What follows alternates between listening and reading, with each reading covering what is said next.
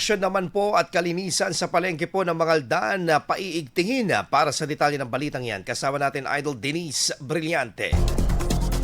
104.7 IFM Report! Tututukan ang kalinisan at koleksyon mula sa mga pwesto at manlalako sa Mangaldan Public Market para sa kayusan at bilang mahalagang pagkukunan ng karagdagang pondo bunsod ng pagdedeklara ng State of National Energy Emergency. Sa ilalim nito, magtatalaga ng karagdagang empleyado upang mas tututukan ang pangungolekta araw-araw sa mga pumupwesto sa pamilihan. Bukod sa koleksyon, nais ding tugunan ng issue sa pagpapanatili ng kalinisan dahilan upang magpatupad ng oras-oras na paglilinis sa iba't ibang bahagi ng palengke. Ayon sa lokal na pamahalaan, bahagi ng pagpapaganda ng pasilidad ng pagtitiyak na nagagampanan ng mga empleyado ang kaukulang responsibilidad sa pagpapanatili ng maayos at klarong kalakaran. Kasama mo mula rito sa IFM News, nagupanit sa Idol Denise Brillante, Tatak, IFM.